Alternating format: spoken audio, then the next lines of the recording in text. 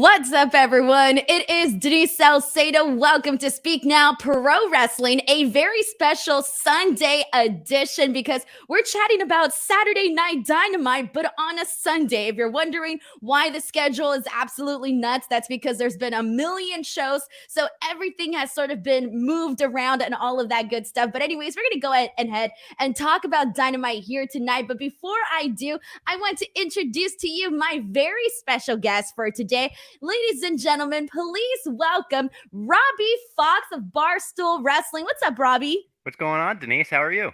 I'm doing really good. So first of all, I do got to give you like a shout out because your channel, My Mom's Basement, your YouTube channel, your podcast, you've been absolutely killing it. Most recently, you had interviews with Tony Khan, Cody Rhodes, CM Punk. I got to start off by telling you, I'm a little bit jealous, Robbie. Well, thank you. I was just saying before we went live, I feel like you're crushing it. I see your stuff popping up all over my Twitter all the time. And this is great that we finally get to do this because we're in like the same wrestling Twitter circles. It's my favorite thing to do, like a show, like for the very first time with somebody that I've kind of known via Twitter, like based on like tweets and that sort of stuff. But this is the first time that you and I are technically meeting. So Yeah. It's been pretty cool to kind of like, connect with people in that sort of way, to talk about AEW Dynamite. So actually, before we do talk about Dynamite, I mentioned those big interviews that you got. Please, like, feel free to tell us and highlight a little bit of what you spoke about with Tony Khan, with CM Punk, especially since we're here talking about AEW, and obviously the AEW fans want to know in case they haven't checked out your interviews just yet. Yeah, those were a blast. I mean, two like awesome guests, and my show is very like it's a very positive wrestling show. I feel like a lot of people are saying that nowadays because we've seen like the wrestling media become so negative and focus on that. So it's a lot of like, hey, what was your favorite memory about this? It's me and CM Punk talked about like Punk versus Joe, the 17-year anniversary, his favorite memories in WWE, ECW. Even though that's always like highlighted as a down point in his career, there were some good moments from that. Tony Khan, same thing. Like we talked about what he loves about wrestling, talked about him being like a child of basically wrestling Twitter in the 90s, which was wrestling message boards. And like I got like him to tell me like his old handle was like Coach Tony K, and he was fantasy booking shows. He had a handle that was Tony Flair, so he thought he was like a long distance son of Ric Flair or something. I mean, it was a really funny moments. The one with Cody that you mentioned was really cool. Me and Cody go like way back. Like I was trying to design Cody's gear before he even left WWE, and we were in contact, and I was like putting together a pitch book for like here's gear concepts for when he didn't want to be Stardust anymore. So like we talked about all of that and like kind of cleared the air because me and Cody hadn't talked in like 2 years. So like the first 10 minutes of that was just like it was a wild trip down memory lane. But yeah, they're really fun interviews, and I even do like non-wrestling related stuff. So if you're into music or movies or anything like that, I just had Nikki Sixx on the podcast, like stuff like that. So yeah. I love that. That's awesome. That's the way to go, man. It's exactly what I do too. And it's so fun to kind of get like a mixture of like different worlds, But Yeah. seriously, guys, go check out Robbie's stuff. Check out those interviews that we just mentioned right now. A lot of really good stuff, especially your Tony Khan one did really well too. So big props for that one as well. But let's go ahead and get into a couple of comments here because we got a couple of super chats to kick us off, and then we'll go ahead and jump into Dynamite. Our first super chat comes from my good friend Matthew Makovsky, who says, Denise, I'll be at Smackdown at Staples Center. We need to find a way to meet up there. There's no way I'm not meeting you. Decent Dynamite last night. So yeah, for those of you guys who do not know, I am based in Los Angeles, and Smackdown is finally coming to Los Angeles. We haven't had a WWE show here in a very long time. We haven't had any AEW shows here at all in California, in Southern California. So it's like one of those things where it's like finally we're getting like we've been getting so many like indies, GCW, PCW, Defy, like so many of that, but we haven't gotten, like some WWE shows. So that's gonna be very exciting to see. Yeah, definitely come find me at the show. And shout out to you ring announcing at GCW, by the way. I saw that too. That was sick. Thank you, man. That was awesome. So much fun to do. It's very cool. I got to ring announce Psycho Clown, and I was like, and I was trying to show him, like I was like backstage. I was like, oh my god, I have your mask, this and that. Look at the pictures, blah blah blah. I felt like such a geek, but anyway. I know I'm jealous of your background. Your background is really outdoing mine right now. I'm like, oh damn. It just, you know what? I got this done all in one day too. Like if you just really? like all you have to do is like ordered the stuff and Yeah. I ordered the shelves and I kind of put everything together in one day. And it was really fun to do. We got another super chat from the Nerd Guru who says, "Hey, Denise, hope you're doing well. Want to hear your thoughts on the Becky Charlotte situation. You rule in the Cody Black booking baffles me." Oh, we'll get into that. I'm very excited to talk about that today. In terms of the Becky Charlotte situation, I did cover that with John Pollock yesterday. So if you do want to check that out, I would definitely suggest. But since we're here, Robbie, do you want to give any thoughts on the Becky Charlotte situation? It's wild. I read it and I must be just way out of the loop because I didn't know that their relationship was even strained in the first place. I read that in the report that it's maybe been strained for a few years, but that really stunned me. The fact that like she was apparently escorted out by security and all of that, I was just kind of like, guys, you're friends. Like, Yeah. be friends. What's going Please on be here? friends. Yeah. It is one of those things where I didn't know either. And I kind of felt like you when I read the report. I was like, they're strange. They're Yeah. strained. And I was like, oh, I did not realize that because I don't know. You just don't really know like who's friends and who's not friends backstage unless like you really know. So for me, that actually did come as a surprise. And it kind of bums me out because, you know, I'm a fan of both of these women. Yeah. I love what they do in the ring. I love what they bring. So this whole drama, this whole controversy has just kind of been like, it's been kind of a bummer. And I also feel like it kind of starts at the top where like if they were pushing back on that segment, they should have been. That segment was wild. Like, why are we doing the title swapping thing? And like there could have been a better way to go about it. So I know like Seth had pushed back on something I heard. So like when all of the talent is pushing back, like maybe you're the issue, you know? Like it's not like, hey, the kids are wrong.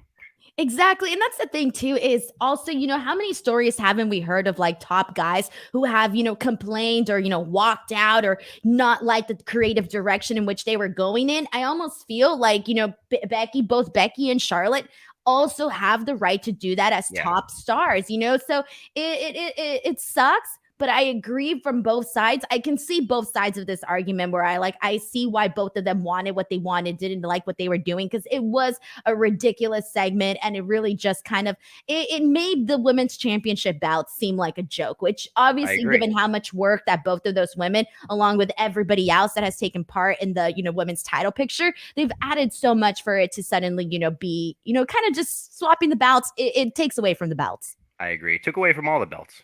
It did. It really did. All right. So here we go. Let's go ahead and transition back into our AEW show. So let's go ahead and jump into this. So we had AEW Dynamite taking place in Orlando, Florida, Saturday night edition. First of all, Robbie, I do want to ask you, because obviously you cover all wrestling.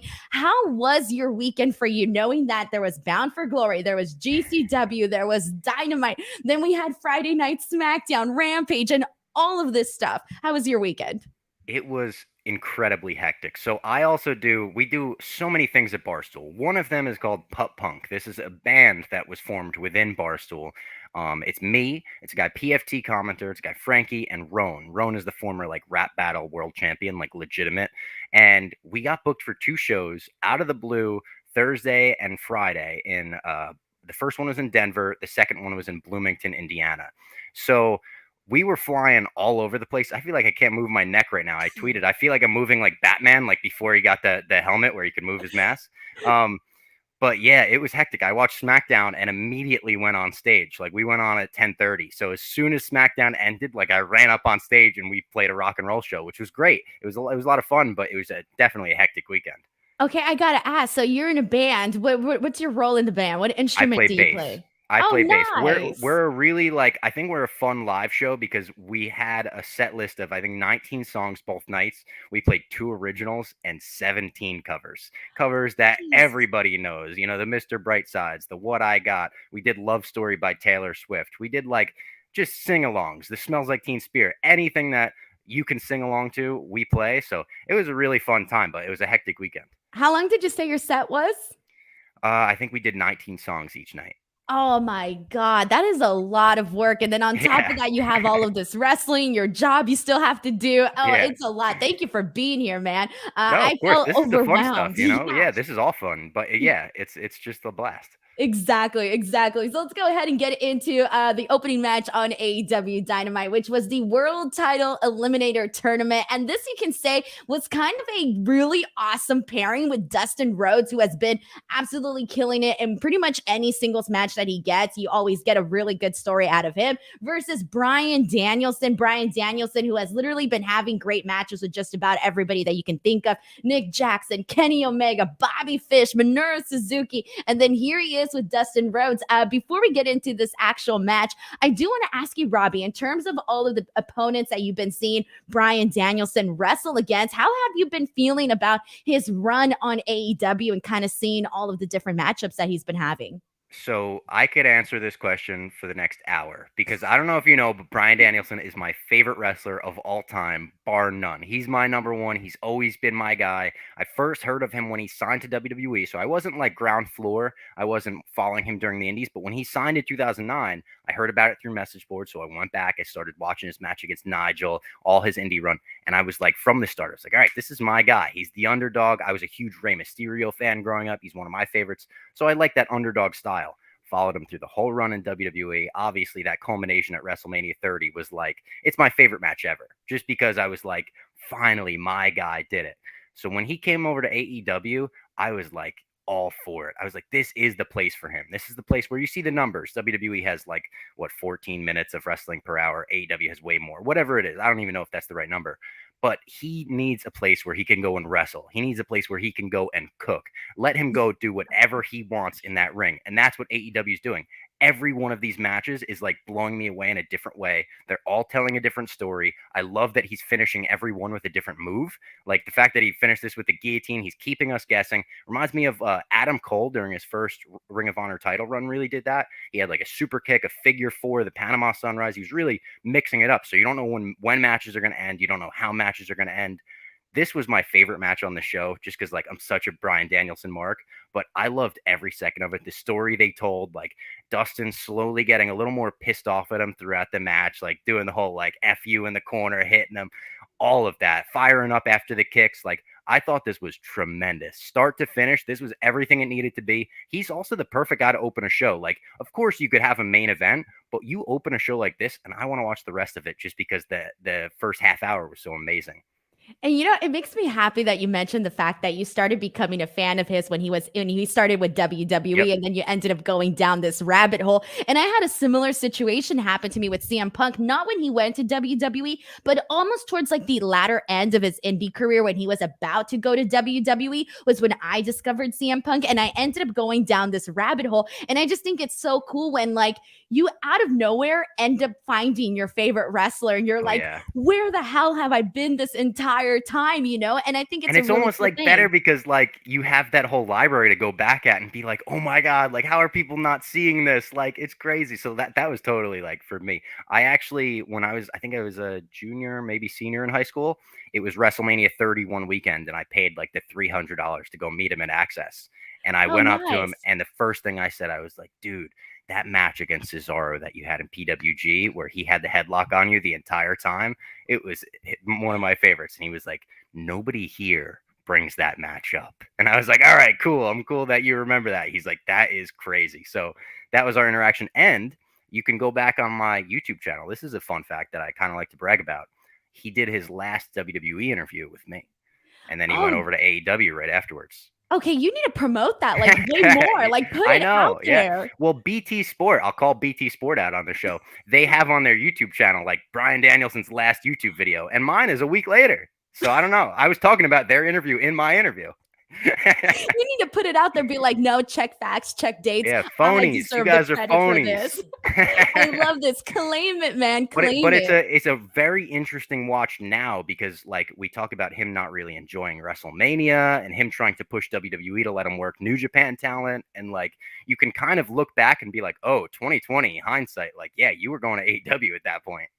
That is amazing. And yeah, like I was like, so I got to watch Bryan Danielson in his PWG days. And it was one of those things where like I remember going to those shows and just thinking, he was one of those guys, like the PWG shows were like always great, right? Like top to bottom, like each match just continually progresses, getting better and better. But Bryan Danielson's matches for me, especially as a young viewer, sort of, opening my eyes to this new style of wrestling and discovering these new wrestlers. This is back like in 2000, like, I don't know, 2005. I was like in 8th grade, okay, or 5th grade. I don't even know. I was in grade school. But the point is that I would go and I would sit there and I'd be like, dang, like, it's almost like you're seeing this like art form come to life and you're starting to see wrestling. I feel like he shows you wrestling in a different way. And it was one of those things where I started to see wrestling differently when I started to watch him wrestle in PWG. So that was always like really cool for me. But we got a super chat here from Wrestling with Will, my good friend Will Washington, who says,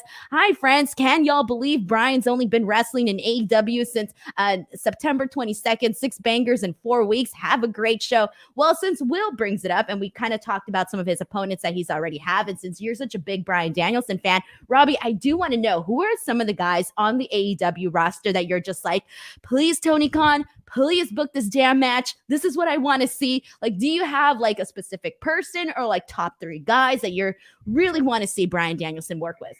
I think everyone wants to see like Bryan Punk in 2021, just because like, what does that look like? It's such a out there match. Punk, Bryan and Darby really interests me. I know we just did Punk and Darby, but like just that combination, the eventual Bryan and MJF match. When you look at how good Bryan can work as a babyface against like a heel that the audience hates, that's going to be amazing. It's a lot of the young guys. I think it's actually a lot of the young guys. Obviously, the New Japan stuff is intriguing.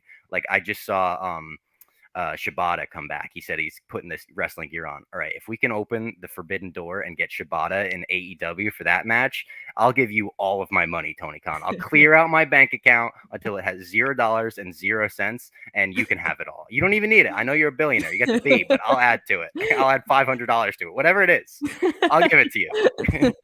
I love that. I love that. I want to add also, like, obviously, I think for some of the obvious ones, Adam Page, you just want to see that, mix it up. I want to see him go at it with Andrade, because I feel like Andrade has been, obviously his matches with Pac, and same thing with Pac, because they've just been Pac too, yeah, exactly. They've been just, pulling out so much different stuff, and that they would, if they do have this match here, it would get a really nice amount of time. So I feel like because of that, it would just add more to it. And then obviously another obvious answer is Jungle Boy, because Jungle Boy has been shining. He had a great match with Kenny Omega, so I feel like him and Bryan Danielson would be like a really fun one as well. Even the match we're getting next week, him and Eddie Kingston, like that's just like, oh my God, this is going to be another one like the 6 matches that we've had, like Will said, where it's going to be a completely different story and completely different style, those two working together.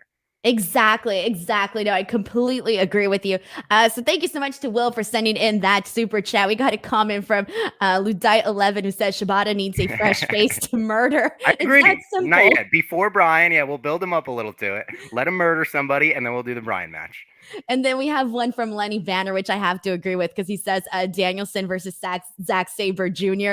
Dude, can you imagine the creativity when you speak of wrestling in terms of an art form? I think these two guys are it when it comes to that.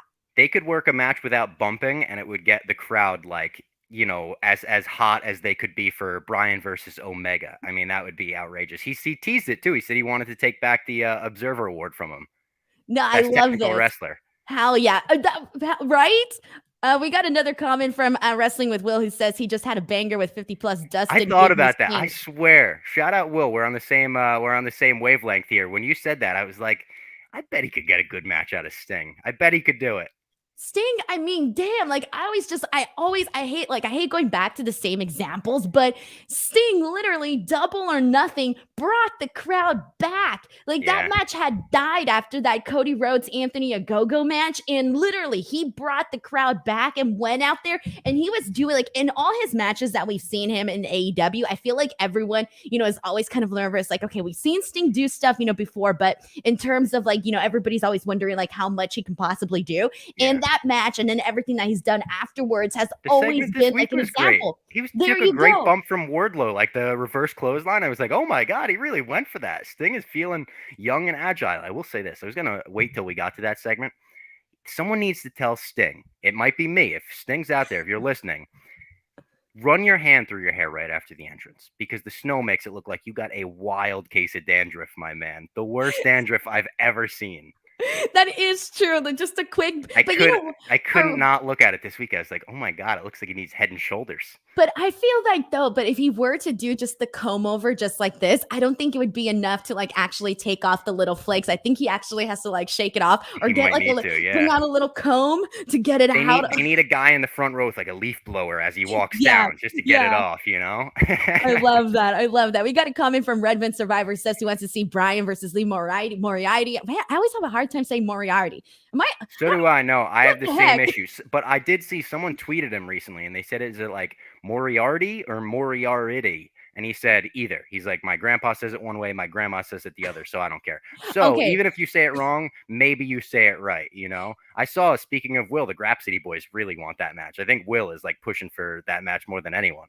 Hell yeah. Well, you know what? If you like get loud enough and put it out there in social media, I think it's bound to happen. I mean, look at the fact that we got Minoru Suzuki and we weren't even expecting that. That one, Tony Khan just kind of dropped that one out of nowhere. I was like, yeah, bro, zero chill, just announcing that. And like all the way at the bottom. And it's funny too, because when he announced it, he had tagged like a bunch of people and, all these stuff. And sometimes you tend to miss things when a tweet is formatted that way. So I'm looking at it, I'm reading, and then all the way at the bottom, I'm like, okay, thanks, Tony. I had no idea. That's super cool. All right. He also, so that was the day he was on my show. He did the interview and he told me like, oh, Lee's going to face Bobby Fish. And I was like, oh my God, what an amazing match announcement. And he's like, and also Bryan Danielson will be in singles competition. And it looked like after the interview, like when we were off camera and everything, it looked like for a second he wanted to tell me who he was facing and then he didn't. And I was like, all right, I guess I'll wait. And like an hour later it was announced. And I was like, are you kidding me? You didn't tell me that in the office. You're like, Tony, you could have given me that scoop. I would have really appreciated it. Would I have been a really nice the thing one, to do. Like Suzuki, yeah, and come on, Tony, next time. Exactly.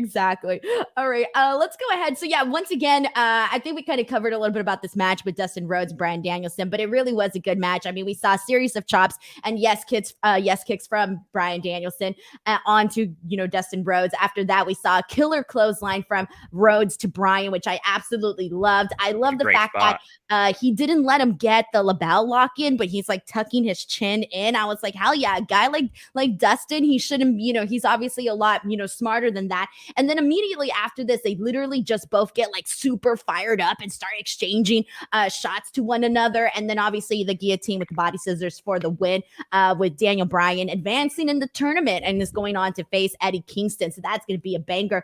During this match and throughout different portions of the show, Robbie, we did get shots of Tony Nese on, in the AEW crowd sitting there. And they mentioned that he's one of the hottest free agents.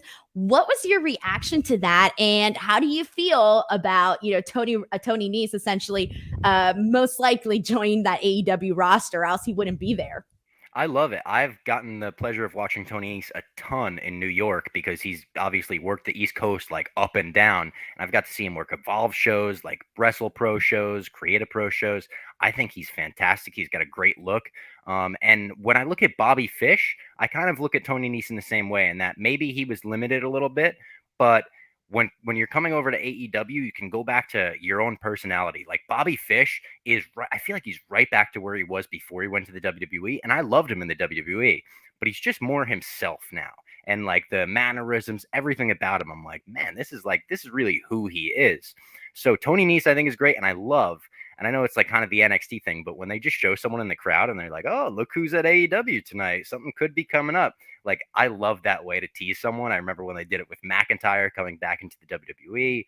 Like, there was a ton of people. I feel like, was it Asuka the same way? I feel like she might have been debuted in that way. Samoa Joe, I think, was debuted in that way. Just like, oh, look who's in the front row of NXT. They did that too with EC3. I mean, granted, they didn't end up doing much with him, but it adds a lot though. They killed his love of wrestling after that. Yep, sad. Let's ignore the rest of let's ignore the rest of that story. But in terms of like, showing the person in the audience, I feel like if you're, for example, let's just say you don't know who Tony Nese is, all of a sudden you're gonna be like, well, who's this guy? Why are they making a big deal about him? Like, I want to find out. And it is interesting because I wasn't expecting him to pop in there. So I thought that was pretty interesting. And I'm curious to see how they go about it and how they go about his presentation. Yeah. And let's go ahead and jump into this next topic. BTW, for those of you who are in the live chat, once again, make sure to take part in the chat. If you guys have a question for Robbie or myself, please feel free to send in a super chat. If you do send in a super chat, your comments do get read on the air, 100% guaranteed. Also, before we move on to the next topic, I do want to remind you all that I know this week our schedule was a little funky, a little bit all over the place, but next week we will be back to our normal schedule. I will be here on Tuesday to talk about NXT. I'll be here on Wednesday to talk about Dynamite, and I will be here on Friday to talk about Rampage and Smackdown. And here's the cool thing, Robbie, as you know, we're heading into Halloween. I kind of went a little crazy, Robbie. So I don't know if you know this about me, but I love to do wrestling themed Halloween stuff. So I always Yeah, I saw the picture you posted this week. Oh, you saw the collage? My favorite, by the way, was the HBK. I thought that was the best thank one. you. I love the old school you. HBK. Yeah. Thank you. That one was a lot of fun, but I didn't really like the costume itself was uncomfortable. The hat was uncomfortable. The tights were uncomfortable. That's it was probably my most uncomfortable costume, which you wouldn't be able to. You would probably think it'd be the Finn Balor one or something like that, but it ended up being the Shawn Michaels one. But with that being said, so I am going to be dressing up 3 times next week for these shows. I'm going to have 3 totally different and unexpected costumes. So on Tuesday, I'll be dressed up for Halloween Havoc, also for Dynamite, and also for that Friday show. So it's going to be a lot of fun, everybody. Make sure to tune in for that. And now let's go ahead and get back into AEW Dynamite. So we had a pretty awesome promo here. This is 8-year-old me as Shawn Michaels. I had to pull that up. Oh my God, the wig. The wig. I had my mom even the muscles. Here, we'll zoom in. My mom drew with Sharpie his tattoo on the muscle suit. Oh my God. That is incredible. She drew that? She drew that, and she even made the spandex pants for me. The little DX design. Oh, shout out to Mom. Okay, that is Mama super Fox. Awesome. She was all about. She's like, let's not buy the costume from the store. We should make our Halloween costume. She's one of those moms, you know. Yes, DIY costumes are the absolute best because you just never know how they're gonna come out. Yep. And you know, you kind of, and then you can add your own little like flair to it and give it a little extra pizzazz, a little extra touch to it. I love that. That is super cool. You should. Do you have any other like wrestling costumes, or was that your only one? So I did Rey Mysterio the next year, and I don't have any pictures of it. Like, I don't know where the pictures are. It was a good costume. I had like the shirt. I had white. It was like a white Rey Mysterio mask and pants, and I had the Eddie Guerrero armband and everything. I drew on some tattoos. Like, it's a pretty good costume, but I can't find any pictures of it. So you know what that means? You got to redo it now. I should. I honestly should. It'd be even better now. I could add more tattoos. Awesome. I love that. Well, speaking of Halloween, we also had that Kenny Omega promo where he kind of mentions that teaming with Hangman Page was kind of like Halloween because he was essentially pretending or dressing up to be or acting like a cowboy.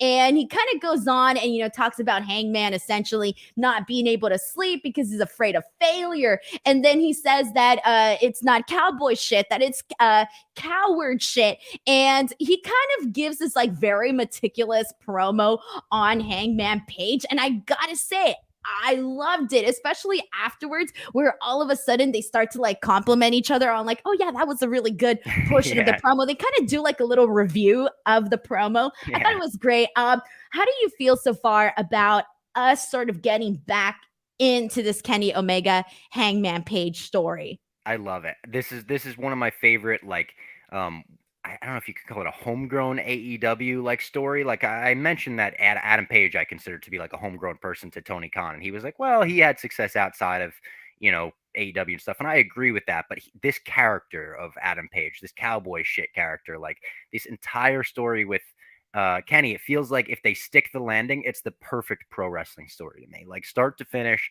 the seeds were planted early. We all saw it coming, and they executed all of it to perfection. We obviously had like the hindrance of CM Punk and Bryan Danielson coming into the company and Adam Cole, the hindrance of that, in that like people were just like for a second like, oh, what happened to Hangman Adam Page? But we're going to get back into it. I think he's going to win the title at Full Gear, and we're all going to look back at this as one of, if not the best stories that AEW ever told, like in terms of long-term storytelling. We all wanted that out of wrestling for so long, and this is the epitome of that. I think the reason why this story is doing so well and why it's resonating with so many of us, because I agree with you, I think it's the best story that they've been telling. And with that being said, I think the reason it's because it feels real. Yeah. It feels real. Like when they, whenever you had those confrontations between Kenny Omega and Hangman Page, you legitimately felt like this was a legit story, like if you're watching it unfold in real life. And that's the thing, like so many of the stories that do get over, it's because they bring this like legitimacy to the table, and they throw in like all these little shots from both of these guys, and they've gone so in depth with Hangman Page, and the drinking and losing confidence in himself and all of that. I I feel like love the that Dark Order resonated. stuff, like him That aligning with the Dark too. Order and them having his back, him having theirs. Like that's another great fold to the story where it's just layered. It's a very layered story. Yes. There's so many different aspects to it. I 100% agree. I think that all the layers is what's really has added to this story. Let's go ahead and see a couple of these comments that we're getting from people in regards to this. This is a comment from Wrestle War, who says it really is one of the best pro wrestling stories ever. We have a comment from MCASPedo64, who says, I think people aren't realizing that Hangman is going to be in the Dark Order, but under a mask. Remember, he said they need to dress in costume. The Midnight Rider rides again. I think that might be a possibility. What do you think? It's a good prediction. I like that. I would like it if they did that. I love that. I love that. And then Ludite11 says people forgot long-term stories existed. Yeah. And well, I mean, not to go back to SmackDown. I know you recapped it, but they just did the same storyline as the night after WrestleMania 31. Yeah. Talk about exactly. like they don't even expect us to have attention spans for long-term storylines because they're like, we'll put on a rerun for the first half an hour and no one will notice. It's crazy. funny. It's funny how things work, or how decisions are necessarily made. It's like they did like Mad Libs. They were like, instead of Michael Cole's shoe, it'll be Adam Pierce's pants, and it's like, all right, same thing, same exact thing. I love that. The Mad Libs, just plug in, plug out. I love it. It's like a recipe. It's crazy. There you go. It It's really a recipe. Yeah. Just switch out nutmeg for, I don't know, cinnamon or something, whatever. Yeah. We have a comment from the Cooch97 who says Kenny calling Hangman coward shit was hilarious. I love that too. It's such a good play on words. Really good stuff there.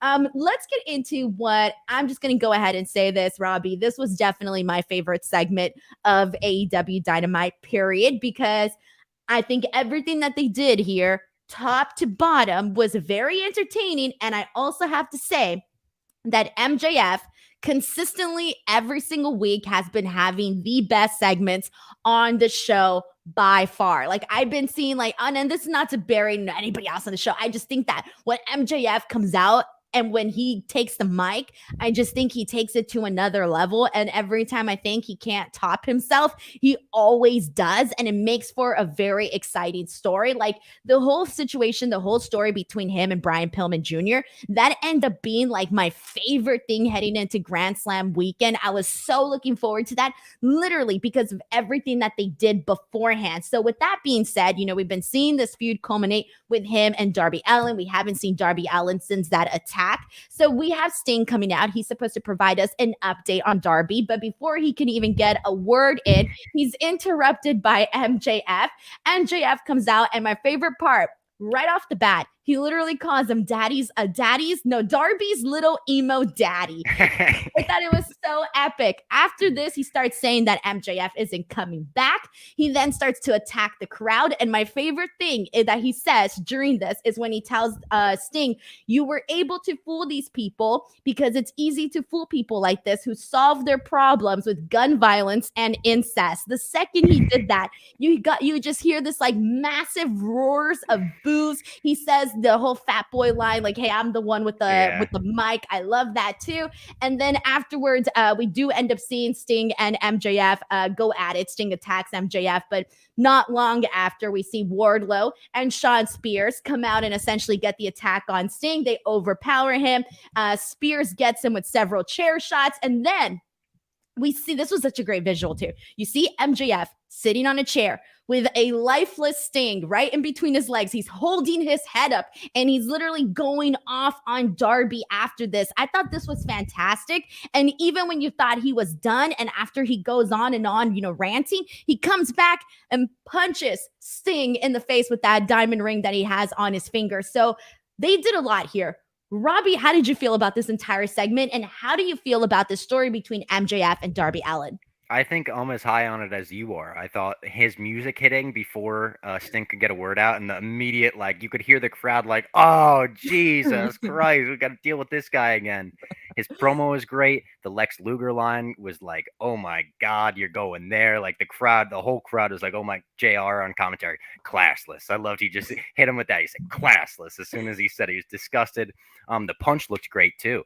After he punched him, I was like, is he going to be busted open for real? Because that looked amazing. The way they shot it from behind Sting, I think, and the visual, like you said, of him with Sting. And I love when MJF goes from like that douchebag, smarmy, like, I'm the best, to unhinged. I'm screaming into the camera because I hate you so much. Like, almost looks like he's about to cry. He's so angry. Like, I love when he flips that switch. I think this match is going to be amazing too. I feel like people are actually like a little like they sleep on MJF in the ring because of how good he is on the mic. And when you put him in there with Darby, I think it's going to be magic. I think that their different styles are definitely going to mesh well very much here. And Darby hasn't had a bad match. Like when it comes to like these big, stories that he's been doing, and even like consecutively when he was defending his TNT title, like he had so many different opponents every week, and every week they brought something different to the table, and it didn't matter who he was really in there with. He always found something to work with that person. So I'm not going to be surprised whatsoever. I'm expecting a good match and an entertaining match with a lot of storytelling in it when they do MJF and Darby Allin, which is most likely going to be happening at Full Gear. So I'm excited for that. I really do. The only thing I think about this feud is like, who goes over? Like, it's such a tough, like, well, MJF, they both like can be elevated right now, and they're both going to be elevated from this feud. But it's like, does MJF lose this feud after he just lost the Jericho feud? That's the thing. So it's like, who do you think needs it more? Because I thought MJF should have defeated Chris Jericho. I really did. Me too. And then you have Darby, who lost to CM Punk. And granted, losing to CM Punk is not, on his first match back is not necessarily gonna hurt the guy, but it's still a loss. So it's like, they're both coming off a feud loss, so it's like, who's gonna eat the double feud loss here? Exactly. That's tough, but like they're both so good that they're gonna come out of it. It's not like they're gonna get buried from it. So it's like it's just a tough decision. I do think that maybe Darby winning would probably be the right call, just because it's like he was the one that was essentially attacked, laid out, and then like MJF is such a douche. He wants to obviously get revenge. Turn on him there. That too, because they did tease that later on when he essentially had Sean Spears become his accountability buddy. And so they've been teasing and, really planting the seeds with this whole Wardlow situation. And I was expecting Wardlow to turn on MJF during that Brian Pillman Jr. match, but it could possibly happen during this Darby match. It could. He said, "Why'd you push me in front of Sting?" And I loved the look that Sean Spears gave Wardlow after MJF had walked away in that segment. He was just like, "Hey." You know what it reminded me of? When you're in school and your teacher chooses your partners for you, and you're like, you guys are a partner, and you're just like, we gotta be partners. All right, I guess I'm doing all the work here. Yeah. Yeah, that's exactly what it felt like.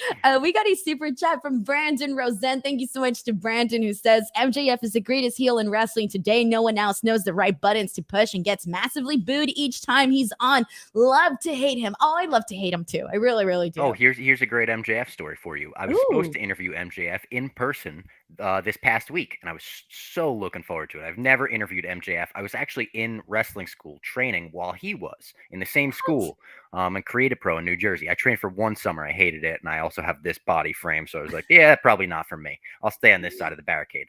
But I came down with like a fever the morning of the interview, and I still have a bit of a cough. It wound up just being like a cold, and I'm getting over it, but I was, immediately like, fever and a cough. That sounds like friggin' COVID. So I said, all right, I'm going to go get tested. And I hit him up and I was like, hey, man, sorry, we'll try to reschedule. I got one word back in reply. He just wrote, coward. No, stop it. He lives the gimmick. I love it. I absolutely love it. Oh, that's amazing. Well, he wound up going to Barstool still, and he did an interview with Brandon Walker, my coworker. It's an hour long, and it's really good. So I would definitely recommend people check that out. Oh, you know what? After that coward line, though, you got to get your heat back, man. we're going back. We're going You back got to for get him. When him he comes to back. Long Island, he'll Exactly. come to Long Island in December. So we'll try to get it hooked up then. Oh, that's amazing. I love that. Coward. Coward. Simple and effective. Yeah. Thank you so much to Brandon Rosen for sending in this super chat and getting us in this awesome story here. And we got so many different comments here. Let's see if we pull up a couple of comments here from what people are saying. This is a comment from Zeno Hour who says, I don't think Wardlow can be a babyface. I think he can. What about you, Robbie? I think he can. I did an interview with Preston Vance, and Preston Vance told me he wants to tag with Wardlow down the line and just be like the two massive like mega powers type tag team. And I was like, yeah, I'm down for that. So I can see Wardlow as a face. And from this segment when he was like already pushing back on MJF, it's almost a Damian Mizdow and Miz situation where it's like I could see him turning on MJF and getting super over just for turning on him. Yeah, and I feel like, people like Wardlow, especially when you have like this big guy, you can easily play off like the big lovable type gimmick. Like usually the biggest, like scariest, meanest looking guys are actually like the most lovable. Yeah. Or, so I feel like they can play off of that if they were to do something like and that. He's been around MJF for how long now? I bet he's picked up some stuff on the mic from him. When these two eventually go back and forth, I bet MJF is going to give him some lines to really dig in, Like, I think they're going to make that work when they eventually make the turn happen. You know what I hope they do? I hope that they have a thing where like Wardlow reveals all about MJF, like a reveal all segment, a tell all. Yes. You can do like and say like some really embarrassing stuff about MJF, silly things that I think the fans would love. I think that would be like a clever way to get back at him. And then, going into this feud and whatnot. So let's go ahead and switch gears. Let's jump into some women's wrestling. Let's talk about that TBS women's tournament. So we got Penelope Ford versus Ruby Soho. Penelope Ford goes in for the attack right away. We see an awesome handspring into a spear from Penelope Ford to Ruby Soho. And then the bunny comes out. She ends up getting involved a little bit throughout this match. But eventually we do see Ruby get the win here. And Ruby is now advancing in the tournament to go on and face Chris Statlander. So before we get to the actual, the brackets and all of that, how did you feel about this match? And do you think it was I'm going to rephrase that. I was going to say, do you think it's the right call to have Ruby win? But it was clearly the right call. But how did you feel about this match? I thought it was great, and I love Ruby Riot or Ruby Soho. Jeez, man, that was tough. I called her Ruby Riot. You're okay. Love Ruby Soho. I've loved her since she was on the Indies before WWE, when she was Heidi Lovelace, when she was Sally Stitches in freelance wrestling. She was working like a luchador gimmick, and it was amazing. So I think it was the right call to have her win. I'm looking forward to that Chris Statlander match a ton, and Penelope Ford actually really impressed me in this match. Maybe I just haven't been watching her carefully enough, but she did a few things in this match where I was like, damn, that was smooth as hell. That was really good. So like, I thought this was great. It was exactly what it needed to be. She's slowly improving because there have been several of her matches where I'm like, oh man, like that didn't go too great. That didn't look too good. But in terms of this match, I felt like this was probably the best Penelope Ford has looked. Like she's slowly probably helps that Ruby was in there with her, of course. But like there were definitely a few moments where I was like, damn, that was like a really smooth sequence that was like wound up looking awesome. She reminds me sometimes of Lana. Lana and her kind of have that similar, like they do stuff, but they kind of do it like in a slow motion sort of way, that sort of thing. But, and we saw Lana, get better, which is crazy because when she got released, she was probably the best she had ever been. And so like the way that she sort of progressed is kind of reminding me of what Penelope Ford does in the ring as well. But let's go ahead and take a look at this bracket here because I do want to get your thoughts on, so we already know we're getting Ruby Soho versus Chris Statlander. Chris Statlander's phenomenal. So I think that's going to be a really good match. Who do you have for Serena Deeb and Hikaru Shida to go on to face Nyla Rose? I think you give Shida her win there. I think you have her go over Deeb there and get the win back. And then I think she should go pretty far in the tournament, at least to the semifinal or the quarterfinals, I would say. You said Shida, right? Yeah. And then for the Bunny and Red Velvet to face Jade Cargill? I put Red Velvet over there. I feel like she keeps getting underestimated. Like she's been so good in every spot that she's been in. But then at the same time, the Bunny got over recently, during those ratings. I feel like you got to give her a little bit of a reward as well. And Jade also might win this whole thing. So it's like, I don't know if you do the win over like Red Velvet there, or if Red Velvet could drop this and be one of Jade's first contenders, because that would also be a good feud, I think. Bring that back. And what about Anna Jay and Jamie Hayter to face Thunder Rosa? I think I'd put Anna Jay over.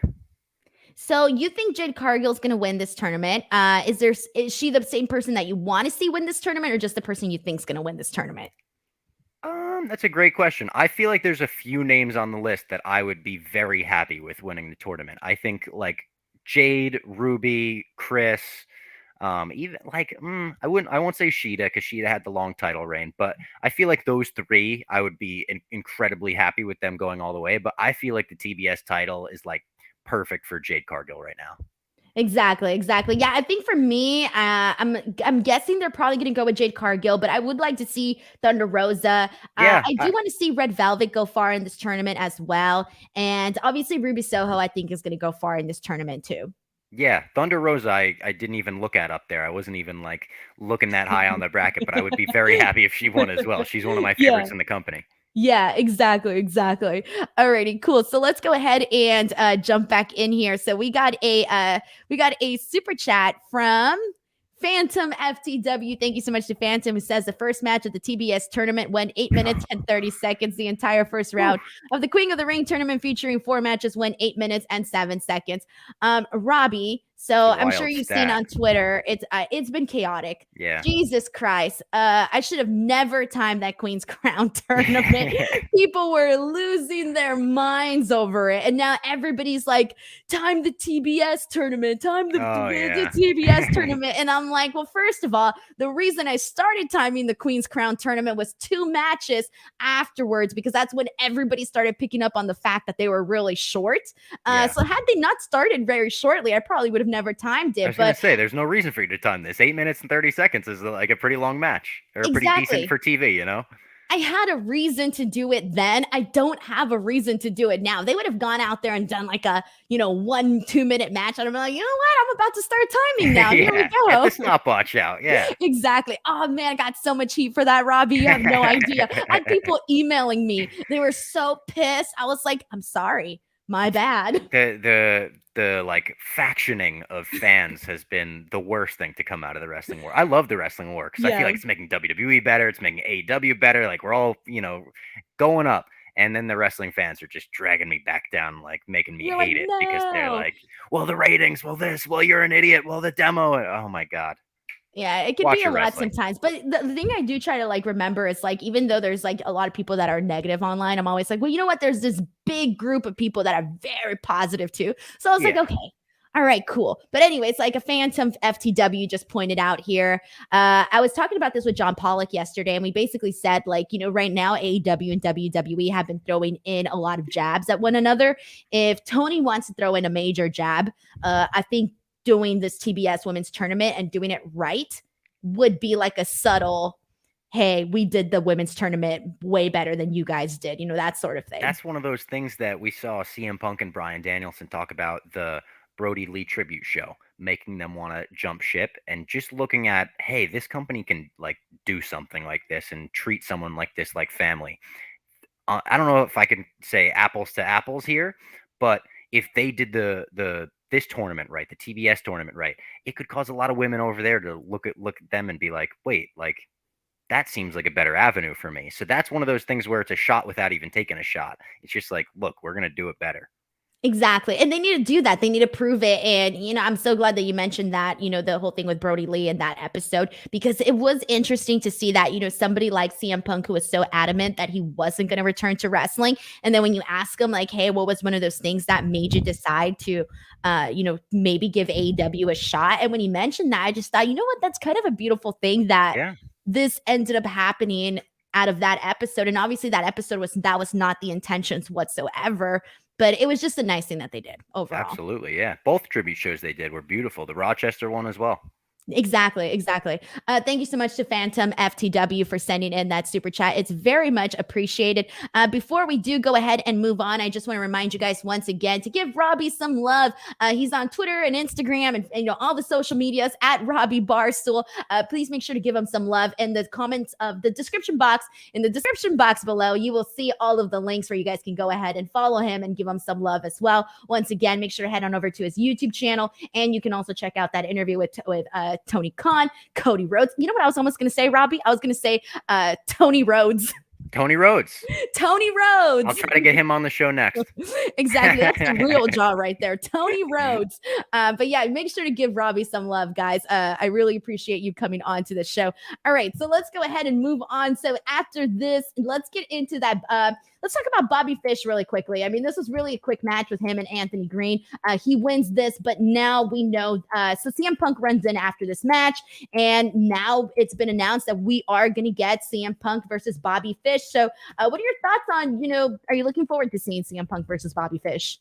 Definitely, especially now that Bobby leaned into the heel style a little more. Punk is another guy who he would be in if I ranked my favorite wrestlers, he'd be in my top 5. He's for me, I'm sure you're the same way with the way you described his early run, and all of his matches have been completely leaving me satisfied. I love the stories he's telling. I love the his opponents are making one slight mistake and it's leading him to catch them in the GTS, all of that. And I think Bobby Fish is just very smart with how he puts matches together.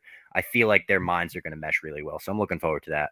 This was one that I wasn't expecting. I wasn't expecting to see Bobby Fish, CM Punk, but I'm like, whatever. It's harmless, cool. CM Punk's been getting in all of these very random matches. So random, yeah. Polar opposite of Bryan Danielson, because Bryan Danielson, all his opponents, you're like, yeah, I can see why he's wrestling this person. This is somebody that a lot of people, including myself, want to see him wrestle. In terms of CM Punk, it's kind of just these are coming out of nowhere, very random. So I do like these different approaches that both CM Punk and Bryan Danielson are taking. I think it kind of adds, more to each of them, but respectively in different ways. Yeah, and it's just a unique thing about Punk, him running out and, saving Anthony Green. Anthony Green it was, right?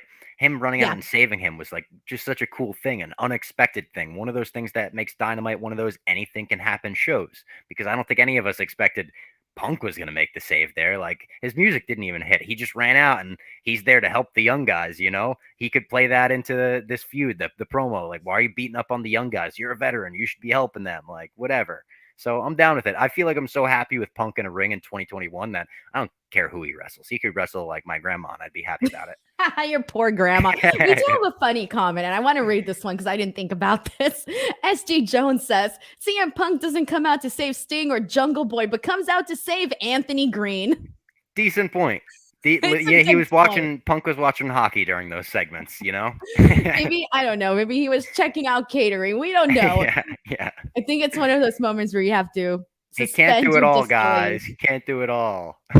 We got a comment from MCASPedo64 who says CM Punk has been telling a story and we need to be patient. I don't think anybody's, I know there's people that were kind of criticizing that CM Punk's having, these matches with just, all of these relatively young new guys. And I think people were expecting him to go the Bryan Danielson route, but I kind of I don't have an issue with that. I like the fact that we're getting random matches because it's you're getting these matches that you never thought you would. Yeah, I also don't think it's going to be too long till he turns heel.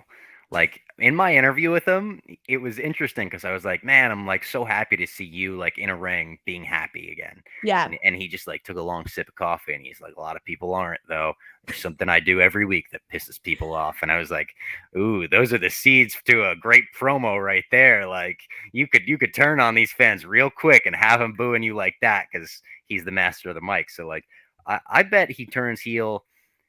I don't want to say before 2021 because I don't think he'll turn heel before 2021 ends, but in the next 6 months, that'll be my prediction. Oh, I like that prediction. And hey, it would be something it'd be way different too, because we have Bryan as the huge face star and we have Punk as the huge heel star. That could be something there. I don't know. Could be really fun if he turned heel. So your grandma is getting over on this chat, by the way. We got a comment from Derped Up who says she's a stunt granny. Nice. So yeah, the power bomb, the Bubba Ray Dudley and Mae Young. Oh my god. Oh my god. Okay, that's it. I love that. We got a super chat from Sheldon Jackson who says Bobby Fish signs with AEW and immediately gets to face Bryan and CM Punk. What a time to be Bobby Fish. That is true. Great point. I didn't even think about that. Yeah. Me either. Oh my gosh, where's my brain right now? I'm functioning on a couple of hours of sleep, so everything for me is oh yeah, I didn't think about that. Why am I doing this show? I didn't think of anything, Robbie. That's what the chat's here for. They're the best. Yeah, exactly, exactly. Thank you so much to Sheldon for bringing up that a really good point, actually.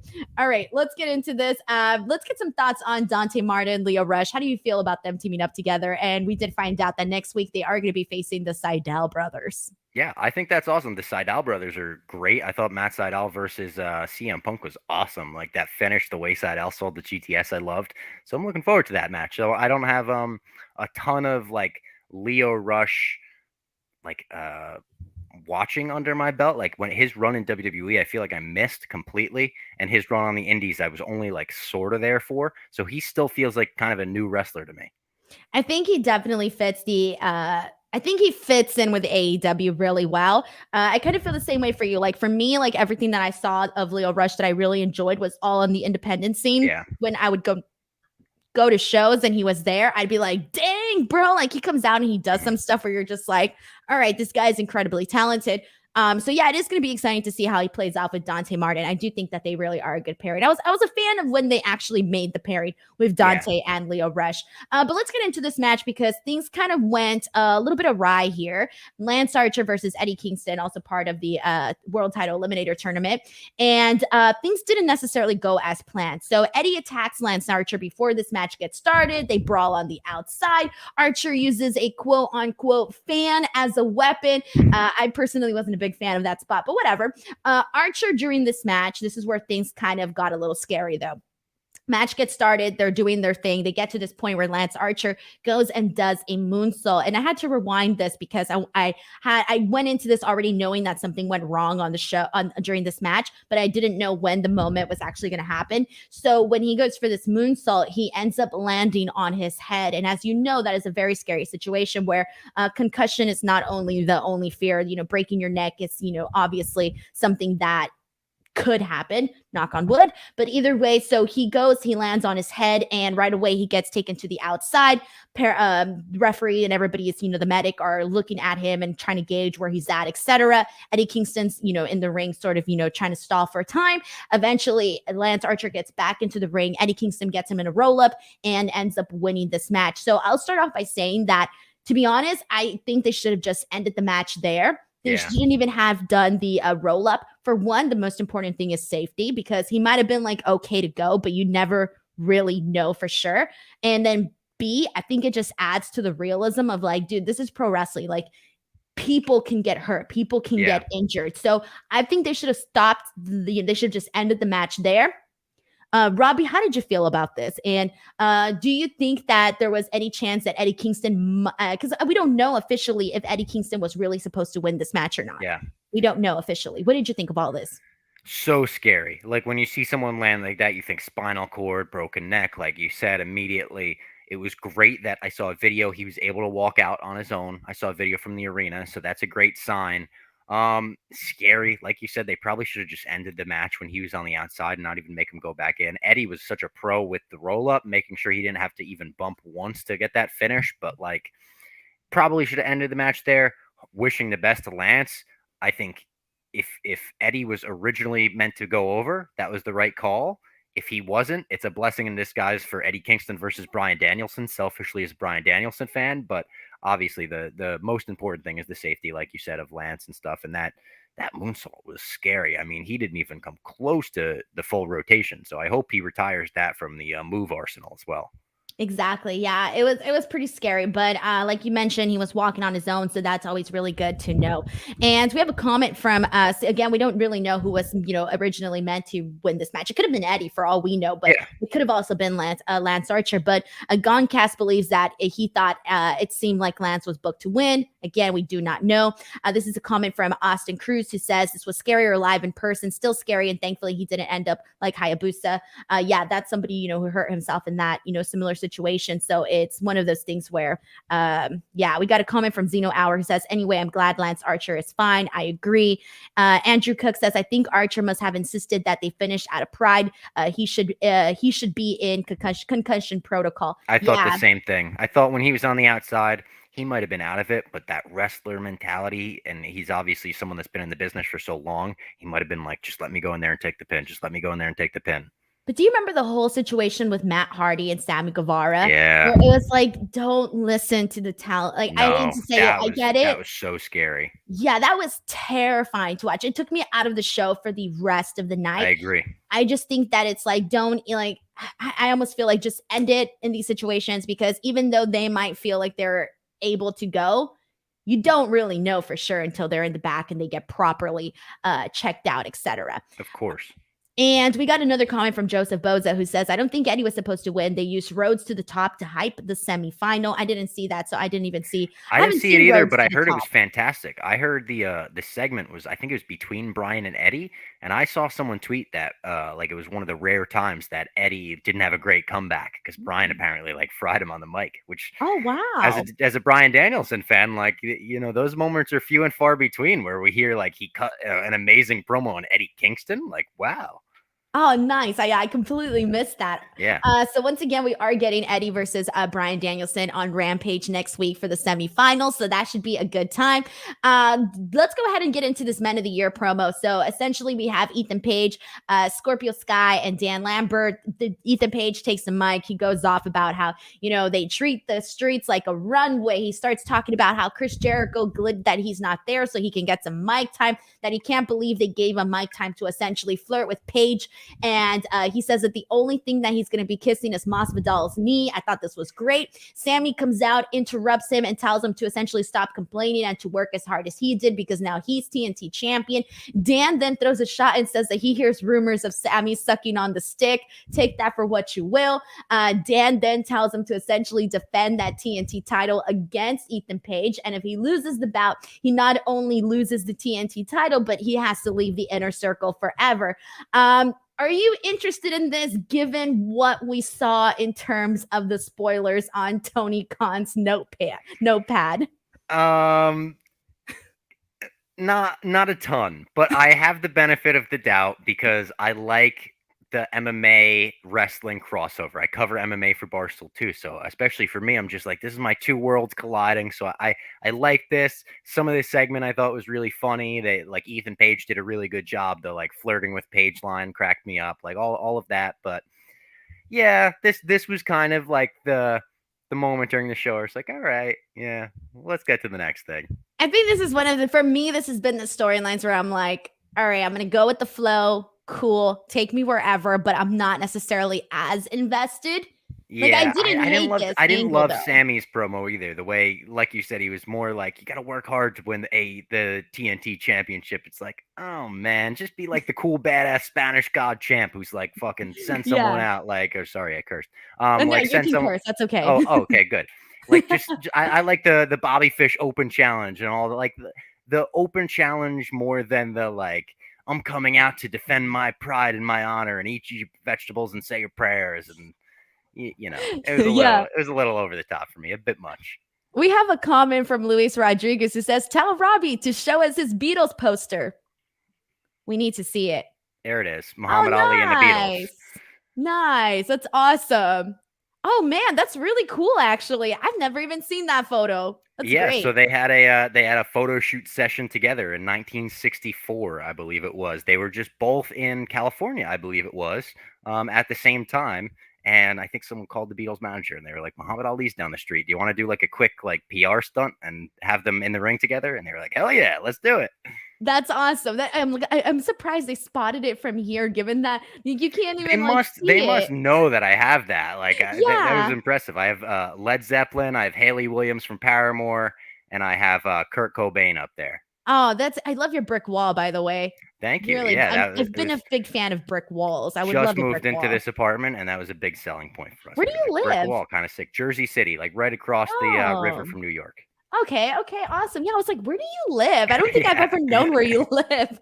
All right, that's really, really cool. Let's get into Jungle Boy versus Brandon Cutler. So this is a very fast match. Jungle Boy wins with the snare trap, and then he kind of gets a little bit brave, and he calls out the Elite, and they don't come out. So he gets Brandon Cutler in a snare trap again, puts the mic to his mouth, and this was epic because I don't even know what Brandon was saying. All I heard him was like begging for help and saying something about, I've known you for 20 years and this and that. He's begging for his life. This was fantastic. Adam Cole then comes out and basically calls Jungle Boy an embarrassment for doing this. And he pretends like he's going to go in there and fight Jungle Boy man to man. But before that actually happens, you end up seeing the Young Bucks come from behind and give him a super kick to the back of the head. And they end up both attacking him. And they end up throwing him. They attack him and then they throw him off the stage. And they basically kill Jungle Boy during this.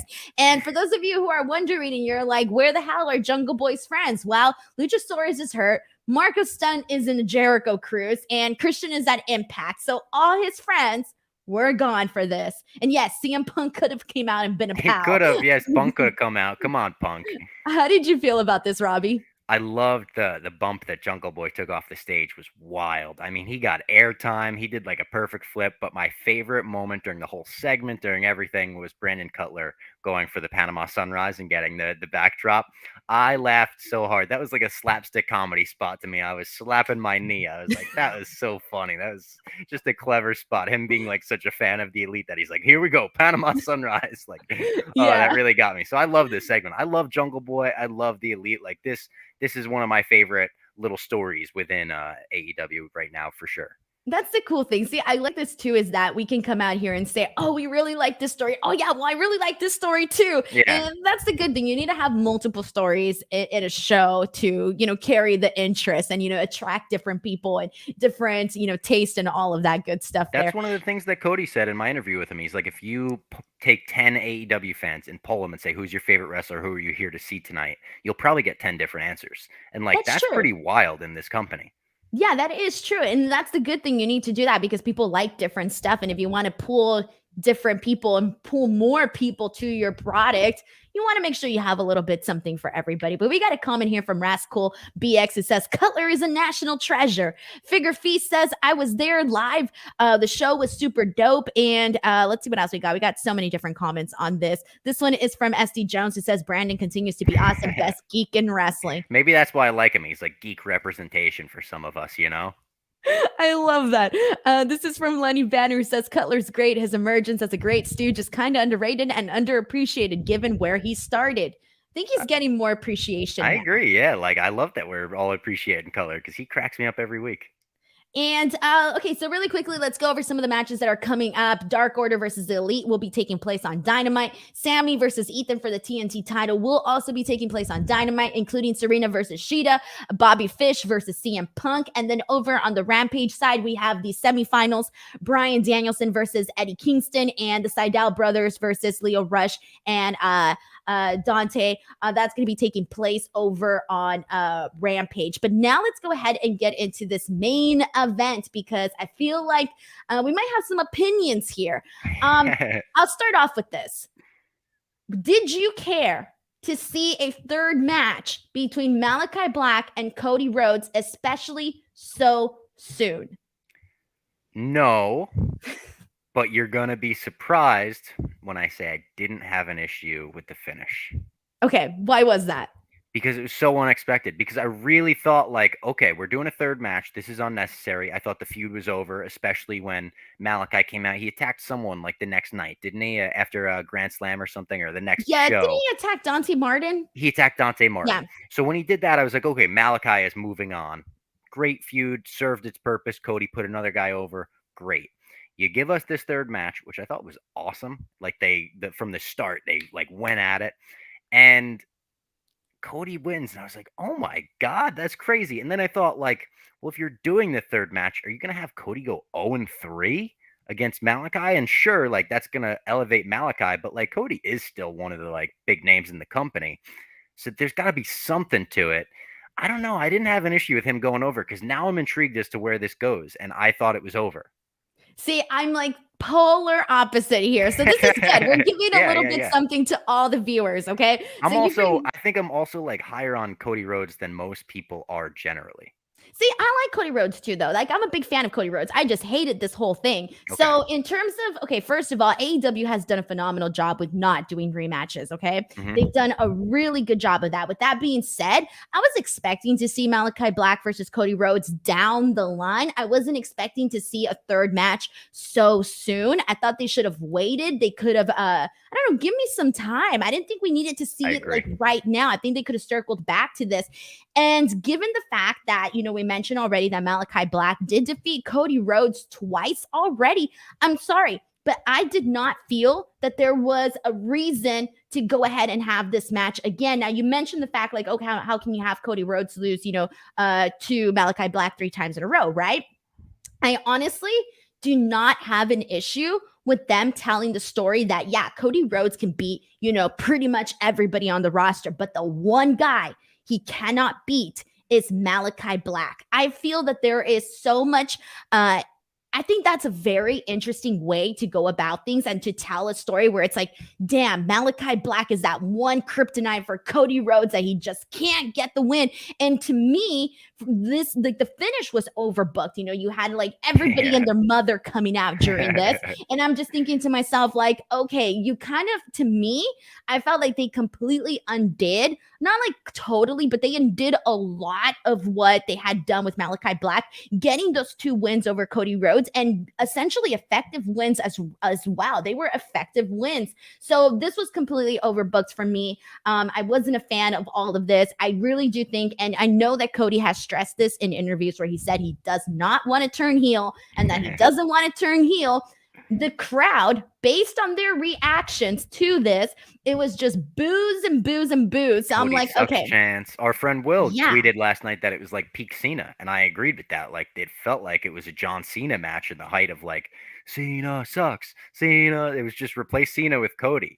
Did you think, by the way, the finish was going to be a pedigree? No, I didn't. And I think like people are focusing in a lot on that, but to me, I'm like, nah, I'm focusing on everything else. Like, when he hooked the arms, I was like, are you kidding me right now? Because I remember when was it Chris Hero and Johnny Gargano had a match right after Hero got released, and I think they did like a kick out at 1 after the pedigree, and the whole crowd went wild or something. It's like, are they about to pin Malakai with a pedigree? Because that would be shades of heel from Cody and stuff. But no, he hit him with that wild pile driver. But like, I don't think it necessarily undid the Malakai wins. And this was another thing. Shout out to Will. I'm just like reading off his Twitter at this point. But he tweeted about the Kevin Owens John Cena storyline. And when we think back about that, like, the visual is as Kevin Owens standing with the NXT title stomping on the United States Championship. And it's like Cena won that feud 2-1. He got his win back and then won the rubber match as well. But it's always the Kevin Owens win that sticks out. And I do think Will is right when he says the Malakai Black wins are going to stick out more than this Cody win on Dynamite. So also the other thing that I wanted to talk about is also, I feel like Cody has 2 directions right now. Like, or he could have gone in 2 directions, or he could still go in 2 directions. Like, one, you lean into the heel stuff. You lean into it, man. Just go, like, you know, deep into that. I know he said he didn't want to do that, but I feel like given I don't understand. Like, why? He's such a good heel. Look at his WWE career. The best work was usually when he was a heel. Exactly. And I feel like if there's pushback to it, the crowd is just going to, you know, feed into it more. So I almost feel like he should just, you know, go in that path and, you know, it's a natural thing where you have the crowd just essentially like booing the hell out of him. The other thing that I thought that he could have done, I'm like, all right, so if you go back into this Malakai Black feud, your chances are you're going to get booed. So if you want to go back and be a babyface, work with somebody else. Maybe work against American Top Team. They're heels. The crowd would have definitely gotten behind Cody's back. And with this you know what? That's a good point, because I'd be more interested in that than Jericho working against him, to be honest. There you go. So you could have gone a different direction if that's not the outcome that you want to do. I mean, it all depends on the outcome, right? Yeah. I just think that they did this match too soon. It was overbooked, and I do not think he should have beaten Malakai Black. And where do they go from here? That's why I'm a little more positive about it, because I'm a little bit like, okay, Cody Rhodes versus Malakai Black 4 is happening soon. That must mean, right? Or is it not? Is that the end of this for a while? Because Malakai had that Instagram post that I saw a bunch of people posting where he said, like, oh, what, the world is a graveyard and you pinned me for 3 seconds? Like, you think I care about that? I corrupted you and your family. Like, enjoy the seeds that I've been planting for months. Great. They should have had, if that were the case, they should have had maybe something at the end of Dynamite. I know they were short on time, where it was specified a little more, or maybe he can cut that promo next week, or maybe he could cut that promo on Rampage in a vignette. The one thing we didn't mention from this show that I did want to mention, I loved, was John Moxley's backstage promo about his daughter. Oh yeah, that was good stuff. And the That was pinky and all of really that. I good. really like that too. That Yeah, was that was good. Dad Moxley is a hell of a character, and I'm here Yeah. for it. Like, I don't care about anything but getting home to my daughter, and people got to get hurt for that to happen. It's That's relatable. a I'm sure a great, bunch of dads out there are like, yeah, like, yeah, I feel exactly. the same Yeah, way. I'm a girl dad. Hell yeah, Mox. Yeah, they're Yeah, gonna release a Mox girl dad shirt next. Yeah, They got to, man. They seriously got to. That We was got a great promo. That was like, honestly, like one of the highlights of the show for me. I agree. That was really fun too. And I forgot for some reason, I just didn't put it in my notes. I think because I was listening so much that I forgot to put it in the notes. But I'm glad that you brought it up because I think it is a very, it's an easy way to connect with an audience. Like we just said, like so many people out there are going to be like, yeah, I can see that. That's and it like kind of some makes Dusty more, Rhodes shit he was doing there. Yeah. It makes him more badass too, because he even mentions like, I don't care about the ratings. I don't care about what people say on Twitter, and so he has his priorities. That. Like, I believe John Moxley also doesn't care about that in real life. I believe it too. Yeah, I believe it too. We got a super chat from Brent M who says, stoked to watch some of Robbie's content. Denise, thank you so much. Thanks to Brent. That was very nice of you. Thank you, Brent. And all right, we got another super chat. This one is from Razor2910 who says, Andrade versus Cody next ? Tony's notebook. I guess so, yeah. He ran out during this match, so. And given, everything that Andrade has been doing in this matches with Pac, I feel like you gotta feed off of that, man. He's got some momentum right now. This is it, do something with him on there. We got another super chat from Charlie Sanchez. Thank you so much to Charlie who says, sorry, Denise, I can't agree that Cody's win undoes the star power Malakai Black has gained over the last few weeks. Okay, let me correct this. I didn't say it undoes the star power. I just think it takes away from the story. I think it undoes a lot of the story. I do not think Cody should have defeated Malakai Black. I will take this to my grave. I will take it to my grave.